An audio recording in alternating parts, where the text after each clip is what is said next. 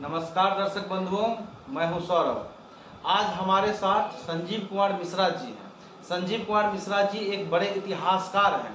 तो हम लोग संजीव कुमार मिश्रा जी से इजराइल और फिलिस्तीन के बीच जो युद्ध चल रहा है उसके विषय पे बात करेंगे, और सबसे महत्वपूर्ण बात हम इनसे यह जानने की कोशिश करेंगे कि इजराइल और फिलिस्तीन के बीच जो युद्ध चल रहा है उससे भारत पे क्या असर पड़ने वाला है। आपका बहुत बहुत स्वागत है। जी सर, ये बताइए कि इजराइल और फिलिस्तीन के बीच जो युद्ध चल रहा है, तो ये इजराइल और फिलिस्तीन का युद्ध है या इजराइल और हमास का युद्ध है? थोड़ा सा इसी को एक बार क्लियर कर दीजिए। देखिए, यह युद्ध साम्राज्यवाद विरोधी समाजवाद के बीच का युद्ध। यह युद्ध दुनिया के अमीरों द्वारा दुनिया के गरीबों पर थोपा गया युद्ध। यह युद्ध धर्म और मजहब की आड़ में लड़ा जा रहा है। 1948 के आसपास इजराइल का गठन हुआ और हमारे राष्ट्रपिता गांधी ने जब इस बात को सुना कि दुनिया में एक देश जो धर्म और मजहब के नाम पर जिसकी स्थापना होगी, तो उसकी उन्होंने निंदा की। धर्म के नाम पर किसी देश का निर्माण नहीं होना चाहिए था। इजराइल फलस्तीनियों को के 85% जनसंख्या को, अरब जनसंख्या पूर्व में यह समझना जरूरी है कि ब्रिटेन अधिकृत वह क्षेत्र था। ब्रिटेन ने कब्जा जमा लिया था उस अरब के क्षेत्र में जहां आज इजराइल खड़ा है। 1948 में ब्रिटेन जब जर्मनी में यहूदियों पर घोर अत्याचार हुआ, लाखों लाख यहूदियों को मारा गया, उनको देश निकाला, तो उन तमाम परेशानियों से बचाने के लिए अमेरिका, ब्रिटेन, फ्रांस जैसे साम्राज्यवादी देशों ने अरब के जमीन पर इजराइल नामक देश की स्थापना की, जिसके फलस्वरूप वहाँ ये मजहबी युद्ध के रूप में दर्ज है इतिहास में। और वहाँ से इजराइल जहाँ खड़ा है वहाँ से 85% अरबों को खदेड़ कर निकाल दिया गया। जो लोग आज जो अरब इजराइल के अधीन इजराइल की सरजमी पर रह रहे हैं, उनको कोई नागरिकता का अधिकार नहीं प्राप्त है। उनकी जिंदगी को नारकीय बनाकर रखा जा रहा है, उनकी ज़मीनें हड़प ली गई, उनको बहुत जो एक सामान्य नागरिक जीने के लिए जो जरूरतें हैं, जो अधिकार है, उन तमाम अधिकारों से अरबों को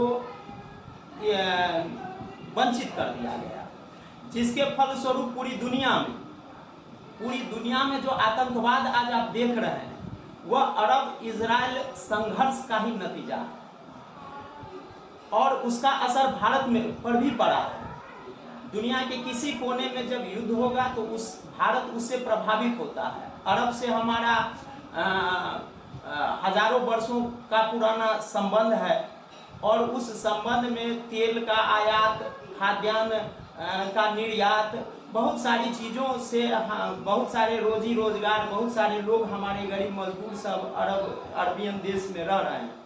तो जब भी इजराइल और फलस्तीन युद्ध होगा तो यह युद्ध अब हो सकता है कि विश्व युद्ध के रूप में भी दर्ज हो जाए। यह कोई भारी बात नहीं है, क्योंकि जो भी हथियार लॉबी अमेरिका में है वो युद्ध को फैलाना चाह रहे हैं ताकि उनकी हथियार बिके।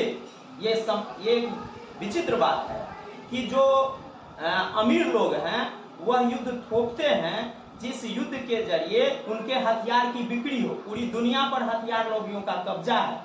स्वयं अमेरिका भी उन हथियार लॉबियों के जुल्म से पीड़ित है।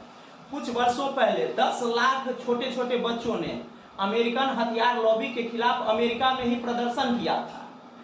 अमेरिका के लिए 10 लाख बच्चों का सड़क पर उतर जाना यह एक बहुत बड़ी घटना है, लेकिन इसको इस पूंजीवादी मीडिया ने कभी दिखाया नहीं। तो स्वयं अमेरिका इन हथियार लॉबियों से पीड़ित है, अमेरिकन जनता, और वही अमेरिकन हथियार लॉबी गाहे बगाहे दुनिया के हर कोने में युद्ध का संचालन करता है ताकि उनके हथियार का वहाँ खपत हो, और भारत पर तो उसका असर सीधे पड़ेगा। ये वहाँ से अरब दुनिया से जो वस्तुएं आयातित होती हैं उस चेन में बाधा होगी और हमारे यहाँ महंगाई बढ़ेगी। इस महंगाई का असर होगा कि सरकारें मजबूर होंगी कि वह जो सामाजिक सुरक्षा के स्कीम्स हों, मजदूरी बढ़ाने की जब बात आएगी तो गरीब मजदूरों पर इसका बुरा असर पड़ेगा। हमारे युवा वर्गों में बेरोजगारी का दर्द फैल सकता है इससे। तो इनसे तरह तरह के सामाजिक माने कुरीतियों का, परेशानियों, खास करके उन युवा वर्गों का जो हमारे स्कूल कॉलेज में आज पढ़ रहे हैं, उनके रोजी रोजगार में कमी देखी जाएगी। हाँ, और ये इसमें और कई देश अब उलझते जा रहे हैं।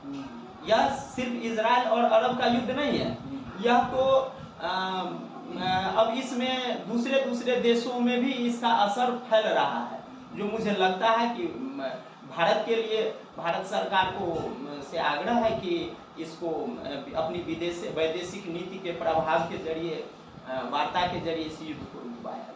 निश्चित। अच्छा, बहुत सारे लोग ऐसा समझते हैं कि युद्ध तो इजराइल और फिलिस्तीन में चल रहा है, यानी दुनिया के किसी एक हिस्से में चल रहा है, हम तो भारत में हैं, मज़े में हैं, इसका हमारे ऊपर कोई असर नहीं पड़ेगा। इसलिए मेरा यह पूछना जरूरी था कि इस युद्ध का भारत के ऊपर क्या असर पड़ेगा। मैंने एक सवाल और आपसे पूछा कि अभी जो मैं नेशनल मीडिया पे देखता हूँ या सभी लोग देखते हैं तो चर्चा आता है हमास का।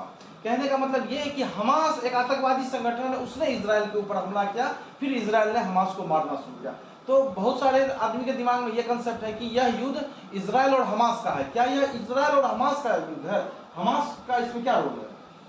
देखिए, हमास क्या है, हमास क्या है उसको समझा दीजिए। जब हम किसी समुदाय को न्याय नहीं दे पाएंगे तो अन्याय का जन्म होता है। इससे पूर्व यासिर अराफात के नेतृत्व में वहाँ PLO नामक एक ऑर्गेनाइजेशन था, जो सेकुलर ऑर्गेनाइजेशन था। यासिर अराफात का चला जाना दुनिया की राजनीति में एक दुखद घटना हुई। यासिर अराफात के चले जाने के बाद हमास का उदय होता है। यहाँ प्रश्न यह है कि हमास क्यों आया?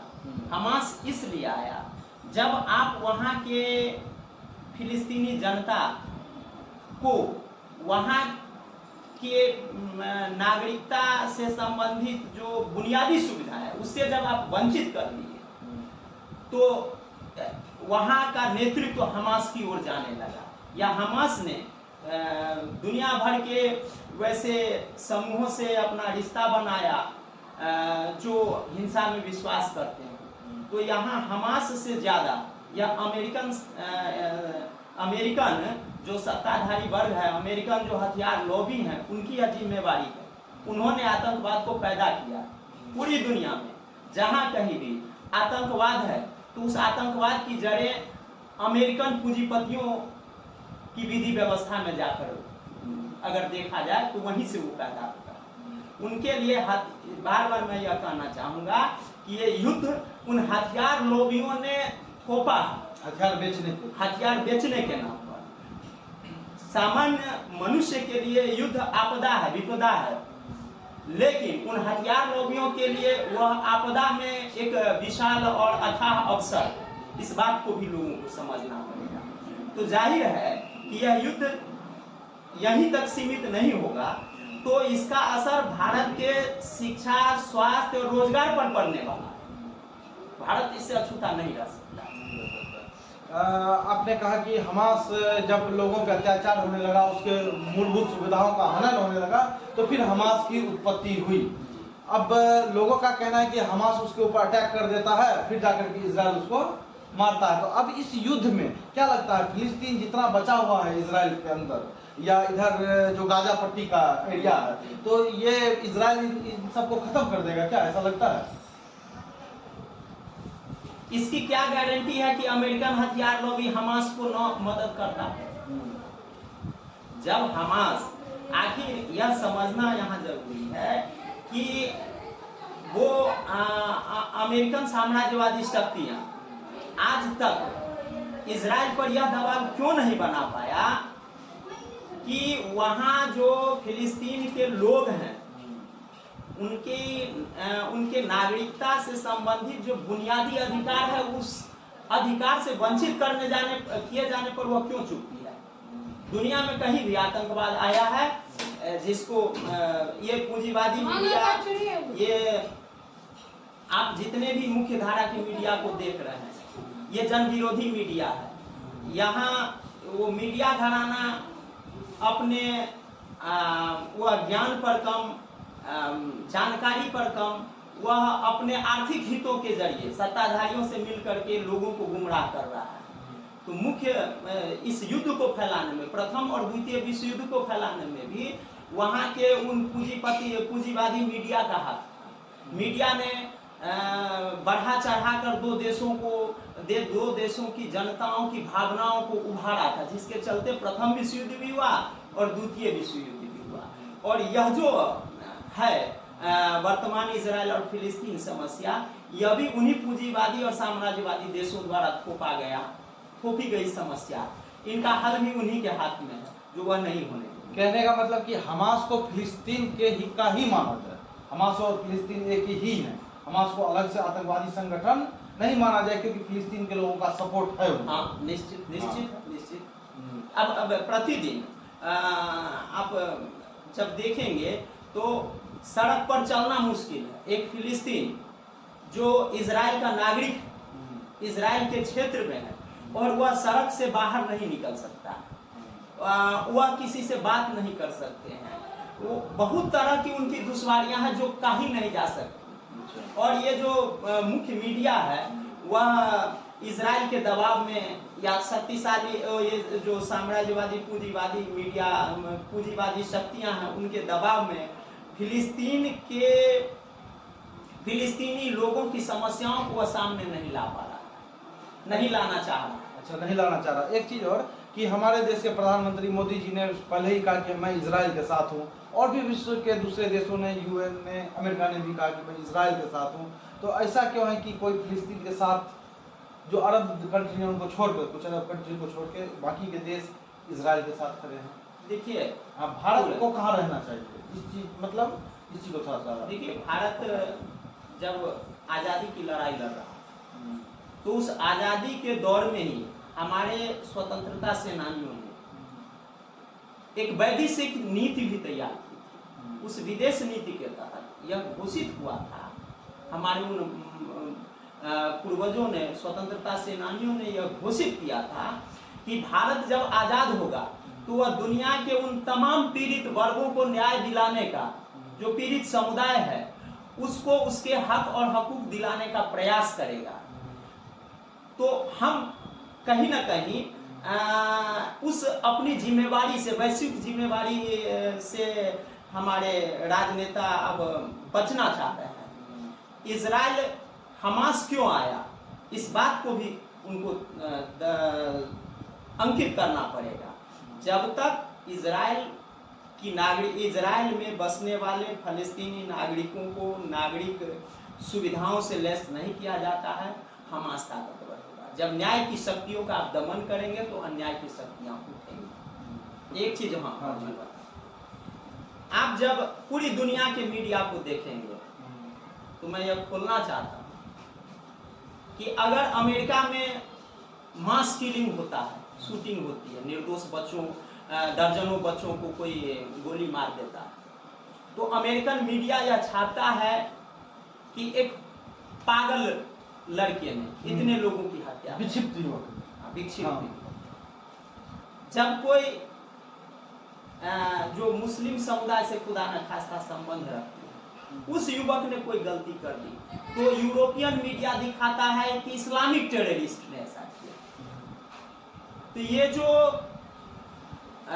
भेदभाव है, इसने इस्लाम या इस्लामिक समुदाय के खिलाफ एक जबरदस्त अज्ञानता का प्रचार किया। आप एक ही फ्रांस में अगर कोई घटनाएं होती हैं जो भेदभाव पर आधारित है, और उस भेदभाव पर आधारित अगर किसी श्वेत बच्चों ने कुछ किया तो कहा जाता है कि विक्षिप्त युवक है, और जब किसी अश्वेत जो एशियन लोग हैं उनने कुछ गलतियां कर दी, तो उनको कहा जाता है कि ये इस्लामिक टेररिस्ट है।